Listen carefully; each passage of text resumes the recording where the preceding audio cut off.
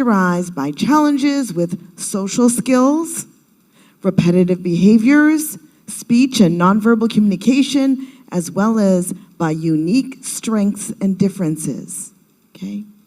We now know that there is not one autism, but many types caused by different combinations of environmental influences. Okay, 5 major categories, okay? Autism disorder, which is a classic. Then there is Asperger's and Asperger's syndrome, pervasive development disorder, and otherwise specific, non-specific actually, and Rett's disorder and childhood disintegrative disorder. All of them are considered under the umbrella of autism spectrum disorder, okay, ASD. Okay, it's actually at epidemic proportions. 20 years ago, it was 1 in 10,000. Now, it's 1 in 31 children.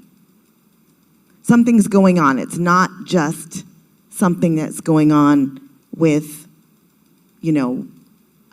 genetic issue. It's not genetic. There are many different things that affect it, but it's not specifically genetic, okay? Many boys are affected, and the diagnosis is usually made between the age of 2 and 3, okay? It's estimated 1/3 of these autism children are nonverbal. What's happening? What's going on? We're seeing that there is a link in metabolic issues in our own bodies, the mother, the parents. Something is happening prior to conception, okay? So, the 3 major areas are communication impairment and development delay, one aspect, cognitive behavior, stereotypes, another section, and impairment in social interaction. Those are the 3 major areas that are affected. How do you know that someone has autism? They may display one or more of these factors, okay? Avoid eye contact, and they prefer to be alone, okay? They struggle with understanding other people's feelings, and they remain nonverbal, or have delayed language development. They may start talking at 1 and then they stop at 3, period. They repeat words and phrases over and over again, called echolalia, okay? They get upset with minor changes in their schedule. So everything has to be regimented. And the same, go off and you're going off the grid and you're gonna create a lot of problems, okay? And there is a restriction, high interest in certain things, like shiny things that move, obsessions with pens, obsessions with different items. And they don't like textures, tastes, and different things like that. There are many things that they're very particular about, okay? They perform repetitive behaviors like tapping, slapping, flapping, and these repetitive movements go on and on. Okay, so on a genetic level, there are about over 100 genetic variants that happen in the parents. It's not happening at birth, it's happening prior to birth, okay? So we have to be careful with what is happening as new parents, as people who want to be parents. They need to be aware of these things. The parental age, the maternal health factors, okay? And the metabolic factors like prediabetes and diabetes and autoimmune conditions, okay? Strong factors there. So then some of the non-genetic factors are chemicals, things we apply to our skin, lotions, creams, scents, okay? Our diet. Toxins, scent again. Pollution, indoor and outdoor. We aren't opening the windows. We're having a lot of fragrances that are actually creating toxins in our bloodstream. Heavy metals, mercury, arsenic, cadmium, and lead, okay? And these are things we're exposed to that we're somehow ingesting. Okay, let's get specific with the food, okay? Highly processed foods with a lot of sugar, high fructose corn syrup, chemicals, dyes, blue and red, 40, and the different colors. If you read them on the label of your food, do not eat them. They're adding to the issues, okay? And then highly saturated fats like cheese and milks, because cheese and milk is not just cheese and milk, it's cheese and milk and other ingredients that help preserve, if you will, the food, or what we call food, and just know that it is having an impact. So, some people also develop gluten sensitivities as children, but some of the parents may also have gluten sensitivities, celiac disease. They may be reacting to proteins in milk, and so that may end up, and milk, some of the milk products also have gluten, and that again pushes things on and makes it very, very difficult for when a child is conceived to actually grow up with a normal, without autism, if you will, okay? All right, what is helpful? Folate, people have folate deficiency, so they want to take folate, okay? The L-carnitine found in avocado and asparagus, brown rice, some grains, some other grains. Creatinine found in nuts, seeds, and legumes. There's, of course, meat options to that, but I'm not going to be talking about that today. And then B-complex vitamins. So all really helpful in providing help for not only the mother and the father, but also the child themselves who's suffering from autism. Okay, lifestyle changes.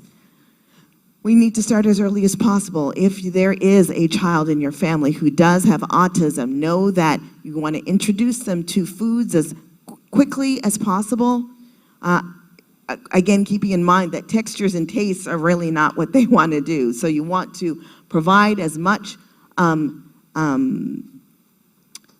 options for them to taste, and then start eliminating some of the things that we know are not good. Say, for example, they love Doritos. You may want to start introducing them to asparagus, and the more you introduce them to things that that are good, you'll see changes in them, and then you'll be able to pull back on some of the toxic things, okay? Just a little story before I get on to my last slide, and that is when I was a hairdresser before I became a nurse, I had a client who had triplets. Two of them were normal, and the other one had autism.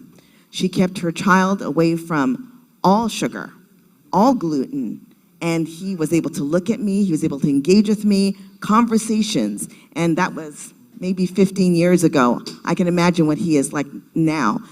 He probably was about 10 years old, so I would love to see how he's doing now, but I know just from the trajectory of what she was doing as a mother, I can only imagine that he was doing very, very well now. So keep in mind that when autism is a possibility, and is a very strong possibility as new parents, people who want to get pregnant, that nutrition, exercise, water, sunshine, temperance, fresh air, rest, and trust in God are super, super important, because at the point of conception, that's when autism could actually be on its way in to the child. Okay, so what do? You have to develop some tolerance for the children who are currently here having autism. Just know that you want to be as sensitive as possible. You want to model tolerance. Don't be impatient, okay? And you want to think and encourage the parents to and support them in different ways by letting them know, having them try different kinds of foods, and encouraging. You taste, I taste. And then plan to include children with the differences. For example, if you want to have your child try a new food and they're sensitive, then you want to have them help you prepare the food, okay? Again, something to help them in the activities, to help them do better in making the change, but it helps you also be tolerant as well. Okay, so we are at the end of our presentation. However, I want to remind you of our prayer room. We are meeting daily from 6 a.m. to 6:30 on the prayer meeting line. So you'll click the link and come right in at 6 o'clock. We end promptly at 6:30, and we're reading the book Prayer, okay? And the book Prayer is by Ellen G. White. It's showing us how to do as much as we can to develop our prayer relationship, our communication with God. Okay, and for tomorrow, our annual seed and plant swap is tomorrow, April 27th at 2 o'clock p.m. Okay, if you do want to go, and it's important that you RSVP and that you provide your information so that you can be allowed into the facility. And the details about location are in the RSVP when you do RSVP. Lastly, our community health fair is going to be, health fair and expo is going to be June 29th from 2 to 5 p.m. at Wellspring Manor and Spa. For those who don't know, Wellspring is a Black-owned bed and breakfast here in Prince George's County, right off 202 Drumshoe, which is right after Kettering Road. And it's a beautiful, beautiful facility. We're trying to invite, if you have a practice, if you are doing anything in the community with regard to health, please know that you can apply. Please see me if you're interested, and we'll be happy to get you an application to give you a digital application. And that is it. I want to wish you a very happy Sabbath. We have a lot of guests today. We're excited about that. And I wish that you all have a beautiful, beautiful day. Amen.